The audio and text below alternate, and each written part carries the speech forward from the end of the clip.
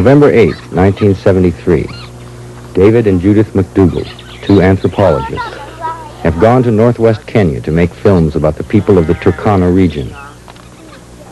The McDougalls lived with the Turkana for 7 months, learning about their language, their customs, and what they believe.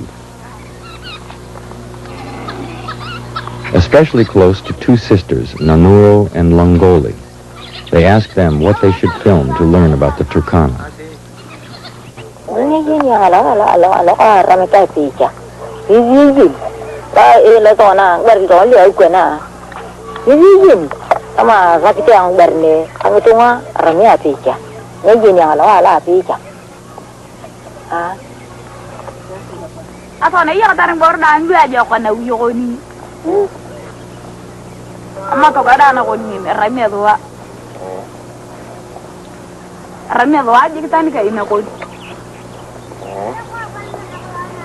Paning boro gitu kan aku tuh dua kayak anak udah karena tuh. Dia berdoa kan jangan nama maju. Nika jangan ni ramai maju. Dia nak doa. Dia nak baca doa sama taraman. Kan jangan juga di taraman. Where is it that we find the meaning in the lives of people who seem so different from ourselves? What objects in their world reveal their heart and their spirit? To know another, our vision must be wide and clear, not narrow and self-absorbed. The camera a window onto the world, not a mirror to reflect back only ourselves.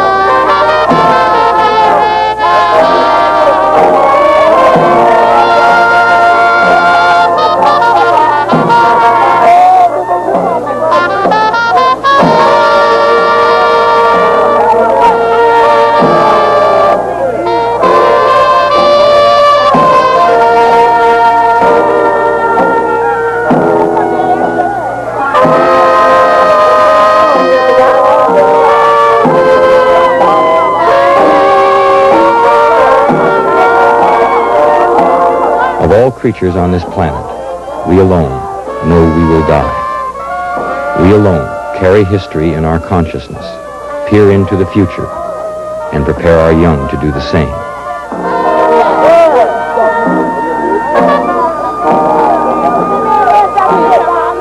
Singular in our self-awareness, we ponder our very nature. We ask, who are we? What are we?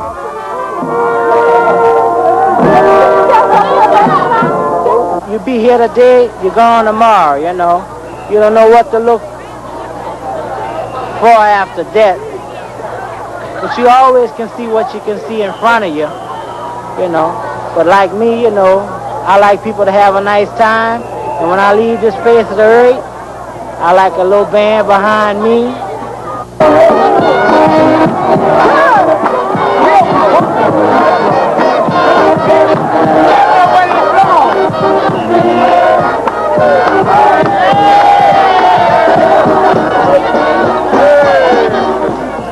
As we look around us, we note that everywhere people are fundamentally alike, yet different. Part of one human family, but incredibly diverse in their ways. Clearly, human nature is not fixed, immutable, or given. On the contrary, human behavior swings through a wide arc of possibilities.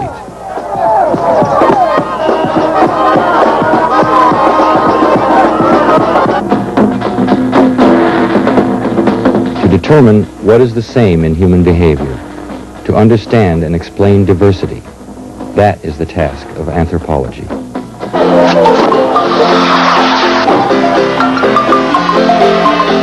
Anthropology literally means the study of man. It is, of course, the study of woman, too, of all humankind.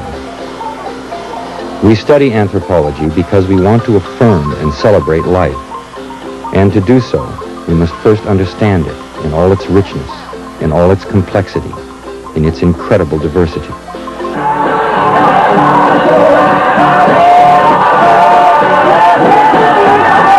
The central insight of anthropology is the perception that each pattern of behavior, each human blueprint for survival is in its own terms equally valid, worthwhile, creative.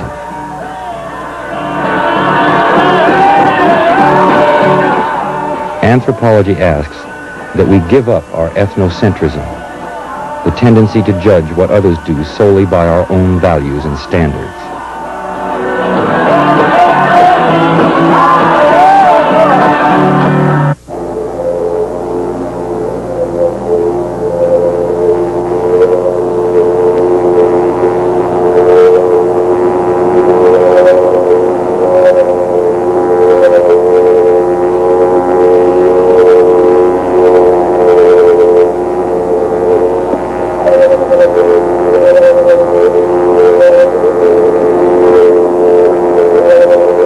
Many solutions to the universal problems of survival. A multitude of adaptations.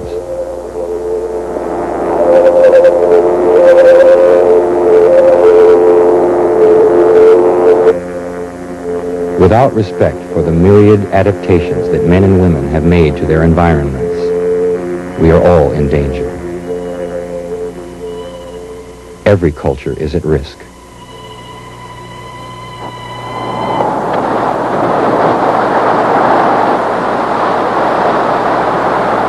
If this desolate island could speak, if this windswept landscape could bear witness to the horror, they would tell of the most complete case of genocide on record.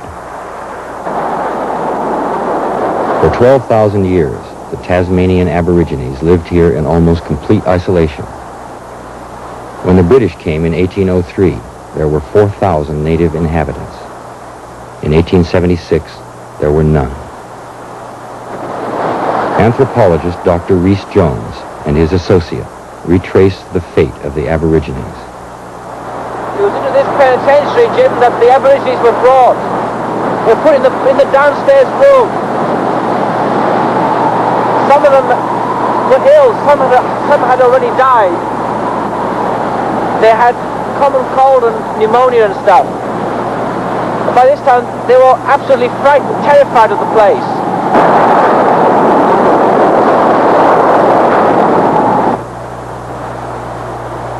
29th of July, the Aborigines were terrified to stop any longer at the penitentiary, as they said the devils were there. They said the devil run round the room, come to the windows and speared them. I inadvertently asked why they cried, when one of them, Dre, asked why black man's wife was not to cry as well as white man.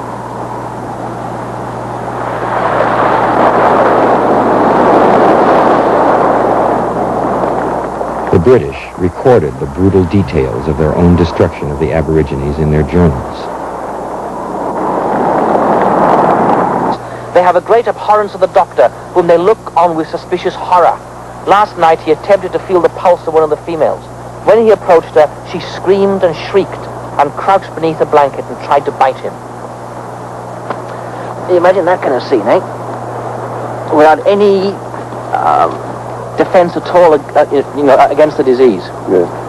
No, just wipe them out. The end.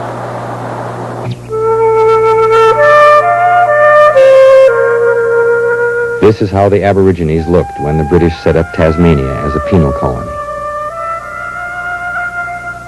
Rapists, arsonists, murderers, These were the colonists let loose upon the native population.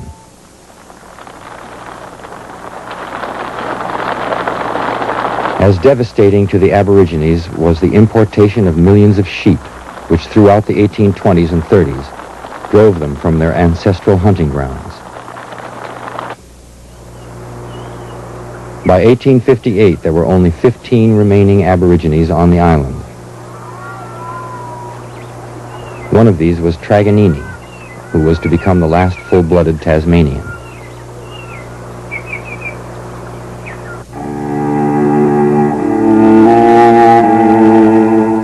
This was the great age of the biologists and geologists, who in discovering the skeleton of Neanderthal man, developed an overwhelming interest in the Tasmanians as the missing link in the human evolutionary chain.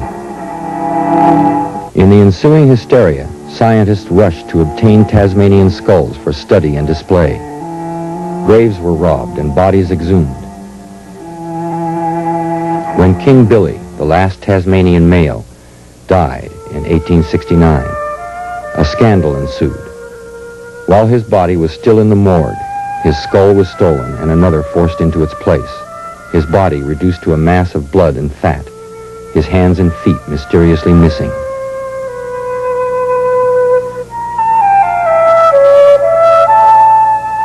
Truganini's last years were dominated by the fear that her own dead body would be violated.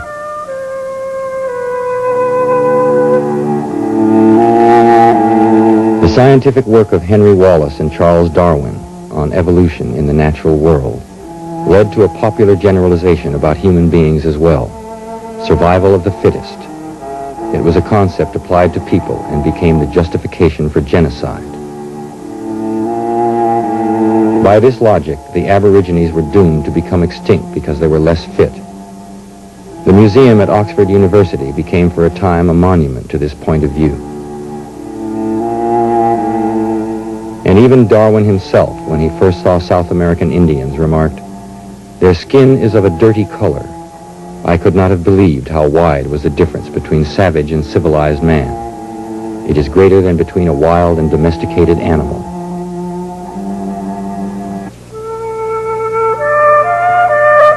And what became of Truganini? Her worst fears came true. Her skeleton was hung in a museum as an example of so-called primitive anatomy.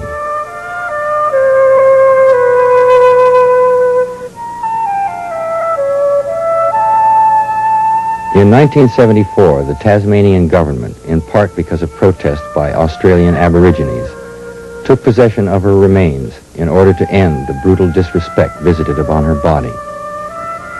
She was cremated and buried at sea off Bruny Island near Oyster Cove, where she once had lived. This was a tragic example of one culture assuming superiority over another and reducing it to silence and extinction. Modern anthropology would soon come to condemn such a record.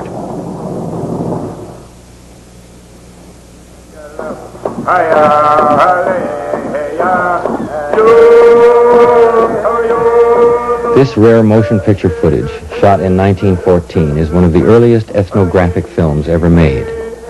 It shows the war rituals of the Kwakiutl Indians of the Pacific Northwest, studied by the esteemed early pioneer in anthropology, Franz Boas.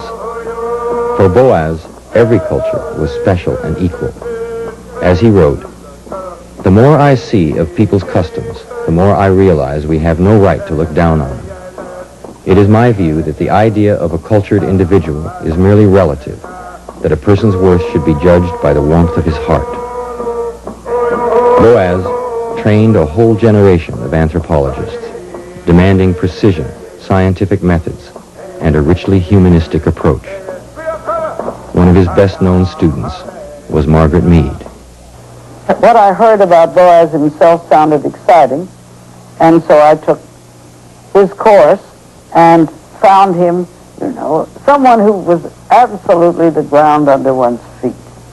And he was so absolutely clear about what he knew, what he didn't know, what needed to be known, how things could be approached. And he had this tremendous sense of a landscape which we all had to probe and that you had a sense that each time he made a study, he went just as far in as he could go. Margaret Mead's career spanned nearly half a century, during which time she did pioneering work on the relationship between culture and personality. Her contribution to anthropology went far beyond the study of specific cultures. It's a little hard, you know, to judge what impact that you've had on a field. Initially, I think the most important thing I did was to introduce anthropology to the general literate public. They didn't understand at all what the anthropologist did or why he went to study those strange people on the other side of the world. Mead's early work focused on child-rearing practices, which she studied in Samoa, New Guinea, India, and even North America. She theorized that sex roles were not so much biologically determined as they were influenced by our cultural environment. Since those early days, anthropologists like Ruth Benedict, Edward Sapir, Malinowski, and Radcliffe Brown have expanded the field of anthropology. It is now divided into two main divisions: physical anthropology, the study of genetics and evolution, and cultural anthropology, which includes archaeology, linguistics, and ethnology. But many of anthropology's central concerns remain the same. When I entered anthropology, our major task was to rescue vanishing cultures. This was presented to me as the thing that must be done because these precious cultures were disappearing all over the world as they were brought in contact with traders and missionaries. This extraordinary piece of motion picture footage shows the first contact between white men and the Chican Indians, who live near the Chatuba River in the jungles of Brazil. It is a moment rare in human history. One wrong move could result in death for the white intruders.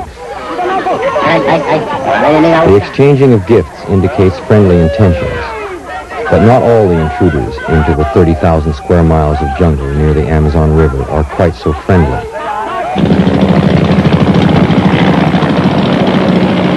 The jungle itself has sealed off the Indians from all but the most intrepid of explorers.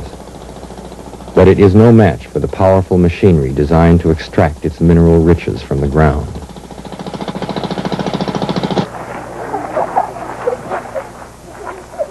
So-called pacification troops have been sent into native villages to prepare the Indians for the impending invasion of men and machines. The news of their coming, however, is nothing like its reality.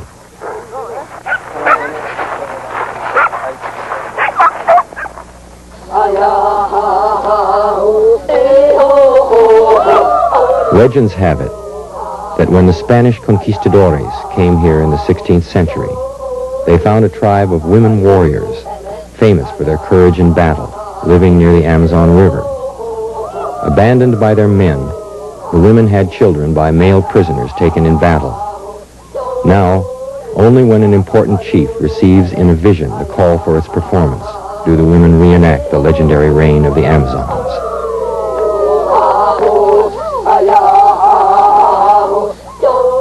Will the hundreds of tribes still living near the Amazon River today also become the stuff of legend?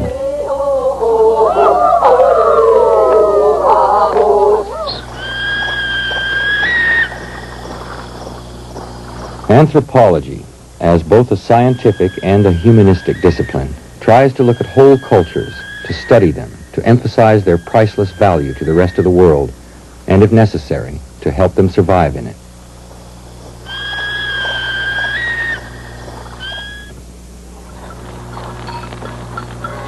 The human tapestry is made up of thousands of cultural threads, each colorful and extraordinary and rich in its own way.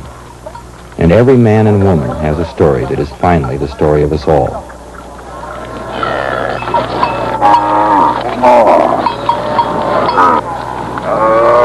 This is Lorang's story. A rich and esteemed leader of the Turkana tribe in Kenya, Lorang, as a young man, was drafted into the King's Rifle Brigade of the Kenyan Army. A success in the European world as well, he was asked to become a government official.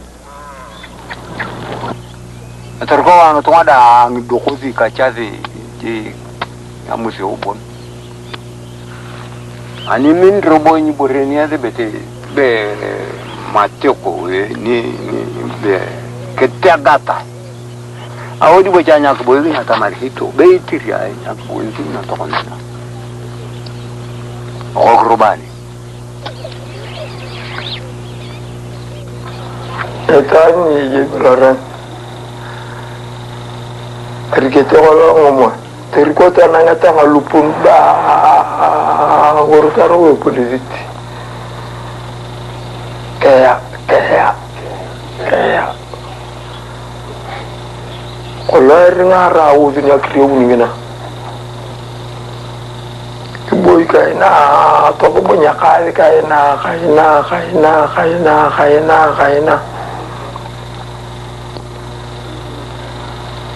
Na kolo ki dia dan borulu. Itangalo. Ki boy ya la kaya. Ani wini ngong borangkala. Bebe mini. Ki boy tegelung bare. Anggar na lu ko lo ani ber bojan ko lo kaya wini ala wa kaji. Da buni ka kaya apaan. Ko tu baca dar na ngoni atani.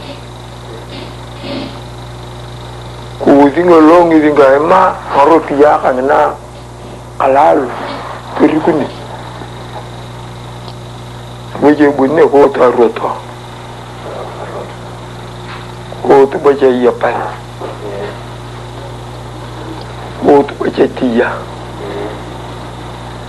Ko tu baca kere. Ko tu baca roban.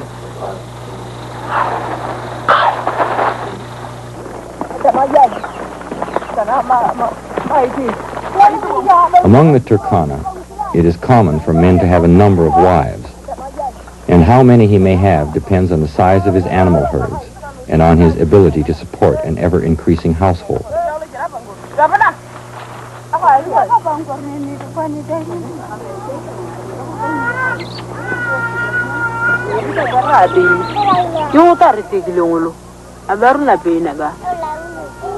Yuko kini yongo barne koni barune ai ape ya daru hai yekile tare ke miti yowuti ya daru na konya Ya uyo na lorang nata. Uyo na lorang. Medina. Anoko angkala dang. Kallo ka tologo.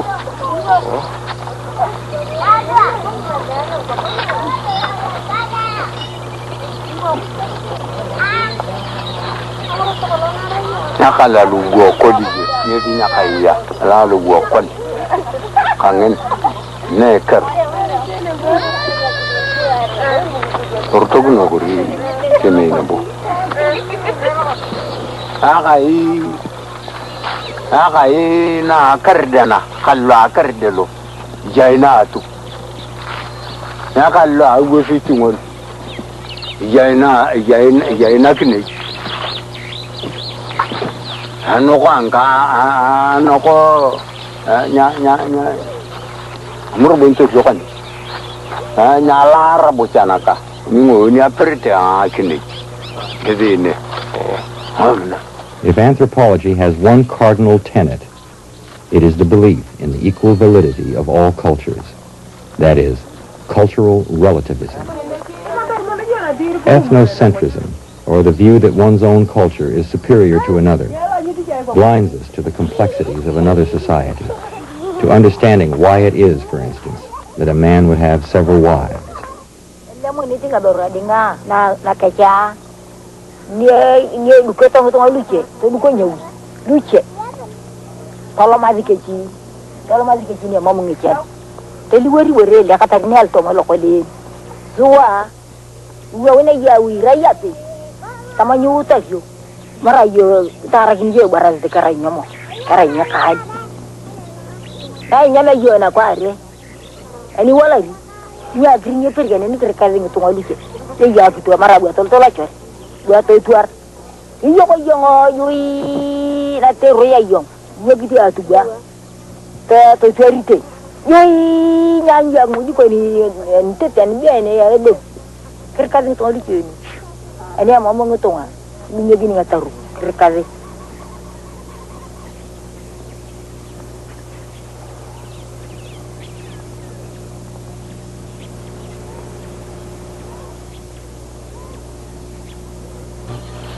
Ibo mo le jo ko to na lu buni kunyo. Ni na lu probo na lu kwanda. Na kijara kanyo na bunche, nyo na bunche. Tu yei bucha, tu yei. Ni atau ku. Ni kom. Nyo kon na bunche ni be yo, nyo jo kon na lu. Nyo na bunche jo kon.